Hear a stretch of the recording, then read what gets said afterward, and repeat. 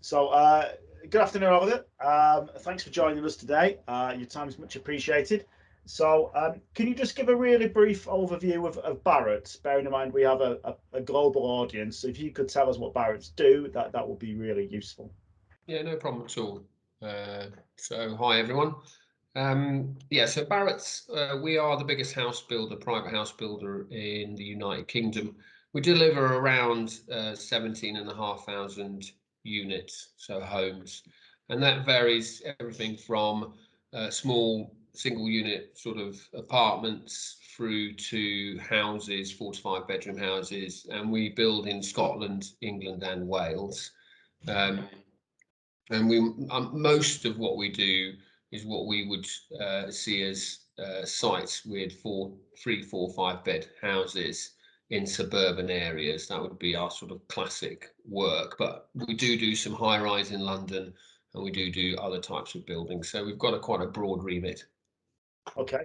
So we're here today to talk about the Annex 71, which is all about how we measure the energy performance of buildings. Now, we've known each other for a few years, and I know that you've done a lot of work with energy performance. So, if you could tell us what your role is and how it links with energy performance, that would be useful for the audience. Yeah, so I'm the technical and innovation director for the Barratt Group. I have a number of areas that I look at in innovation, but probably the key area linked to this discussion is around energy efficiency within the home and the performance of those homes. So I've spent both my time at Barratt and previously when I was at the BRE monitoring, measuring, and assessing homes and other buildings for their performance and trying to link that to what we could do around products, people, and performance to improve that outcome. Okay, thanks, Oliver. So, like I said, the Annex 71 focuses mostly around.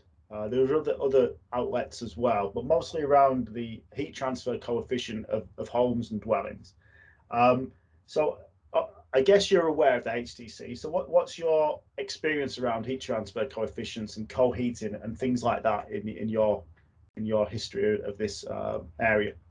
Sure. So we first came across and started doing coheating on a project called AIM-C4, which was a government-based project, um, which was a partnership between a number of major house builders, universities, and consultants.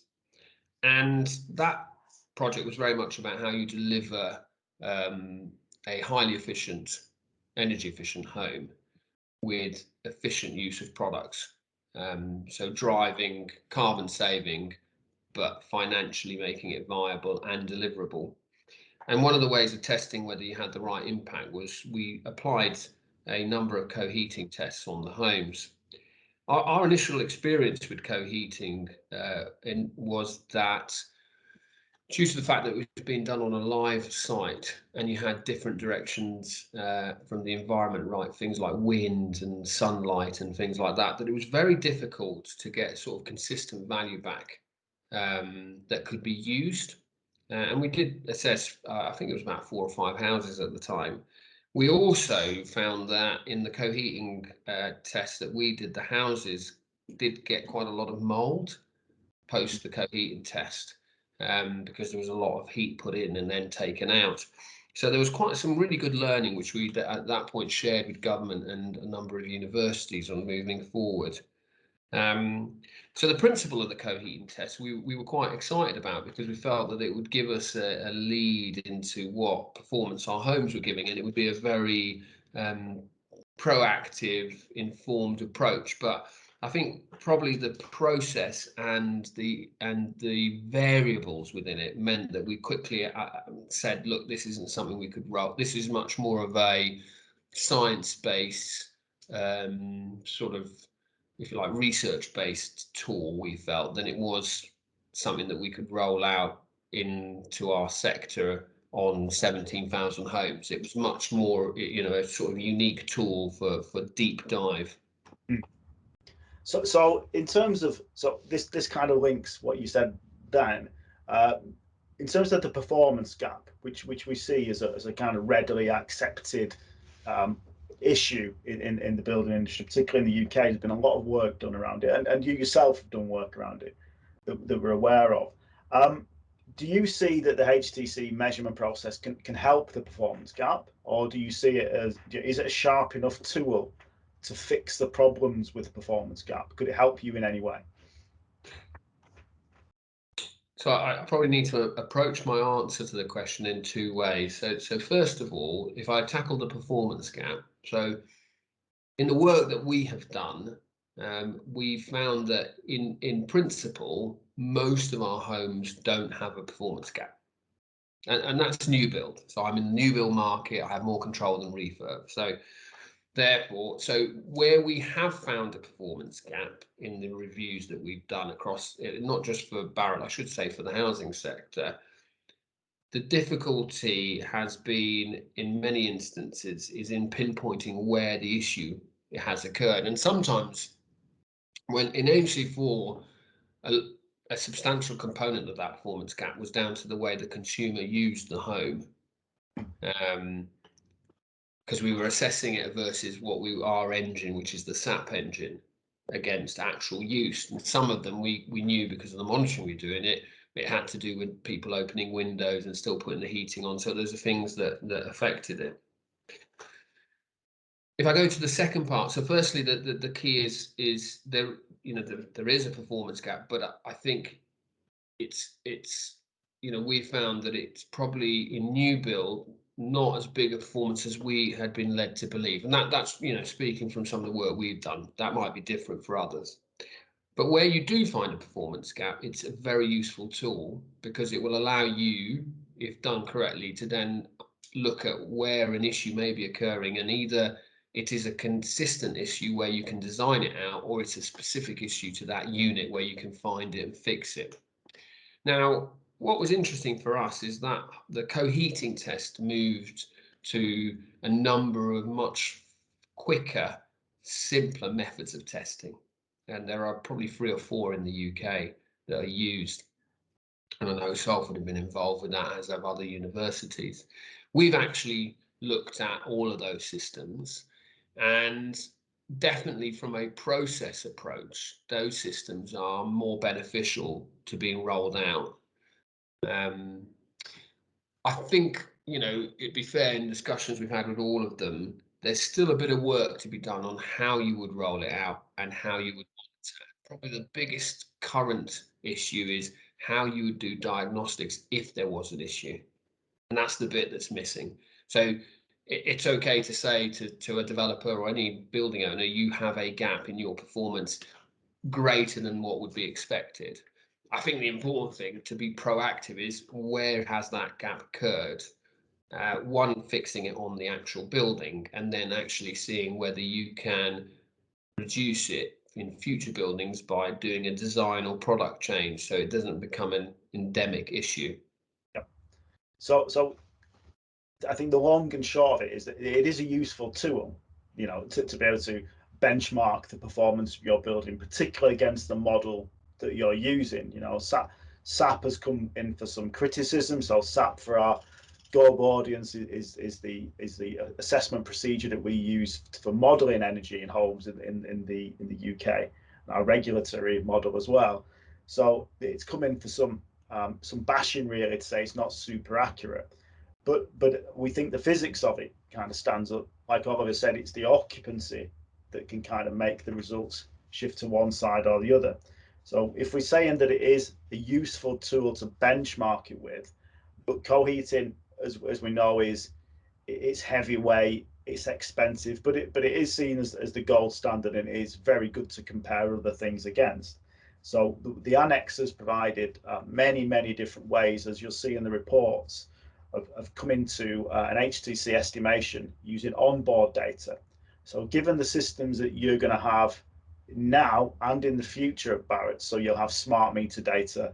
At some point, you may have online thermostats and things like this, measuring temperature, and we can use weather data from an external source. Would that be much more preferable, taking a larger sample, but using smaller amount of data? And the second part of that question is, what would you accept as a good result? So in terms of percentage, error, what would you see as a useful result? 10%, 20%, 30%? What is a good gauge for a house builder across its portfolio? Apologies for the long question. Yeah, let's tackle a few things. There's a few questions, a few answers in that. So large data, I think that whole large data, argument is a positive one if we can do the large data. I think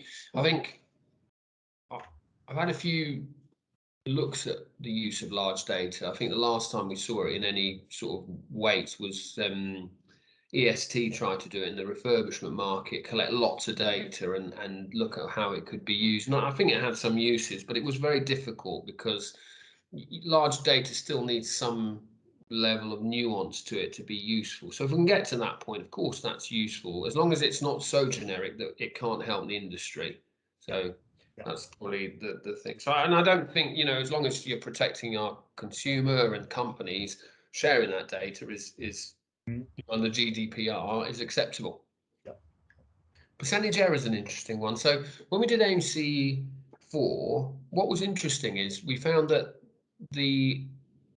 like I said, there's quite a big percentage of error when you looked at coheating versus SAP. And if I remember right, it's been probably 10 years since we did it. And it was in similar sections. Part of the error was the coheating, and like I said, the variances of wind, sun. You measured it one day, you'd get a different result from another day because it's not, static. And I suppose it's part of the reason you had your internal lab, Richard. So, to make it static, so it's consistent.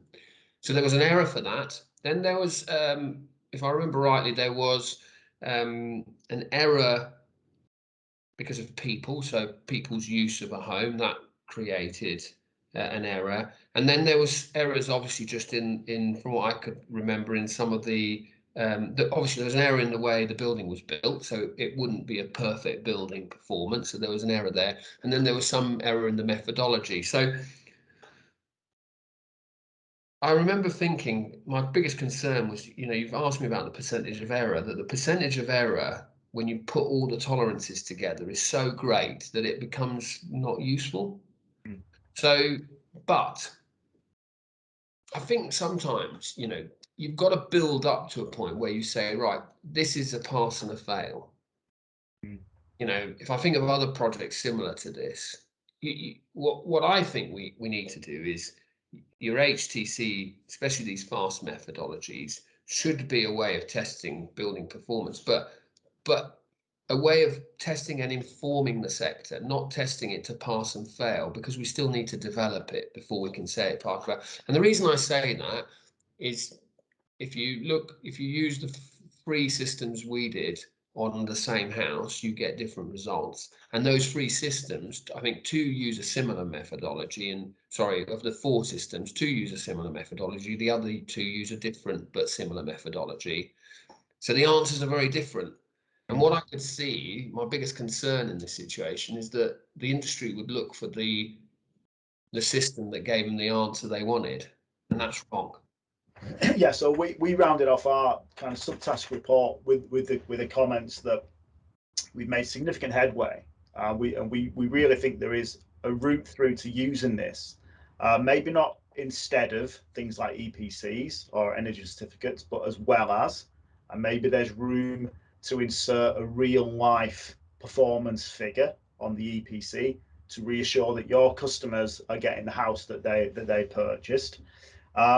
That needs a big policy shift. It needs SAP to be changed and things like this, and the government need to think very carefully about that, but hopefully quickly. And would your customers and would you, as Barratts, advocate something like that? And the next elaboration to that question is, we also see that there's a validation exercise needed here. You shouldn't be getting 4 different results for the 4 methods that you've tried. Yeah, so I think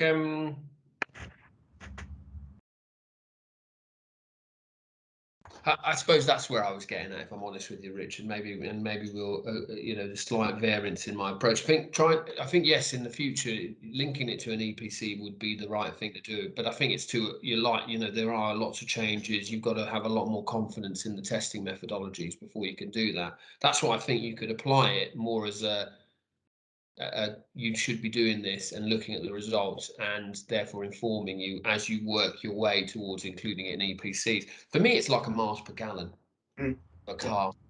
Yeah. The difference is when you do a miles per gallon on a car, you have a controlled environment. You stick a car on two steel wheels, you roll the things at a certain speed, you put something well, you do if it's still gas, diesel or petrol. Now it's electric, but you put it on a roller and you say it does this many miles per gallon and you've got a way of measuring it, but it's all controlled. Yeah. As you know, the classic story, as soon as you get that car out on the road and you get one of us guys in it, it never does the miles per gallon, very rarely. Yeah, because not just because everyone speeds, but some people live in towns and cities and there's variances in it. So the trick is, how do we do that with a house, which is the only way you can test it is live. So you're always testing it on the road. You're never testing it in a controlled environment.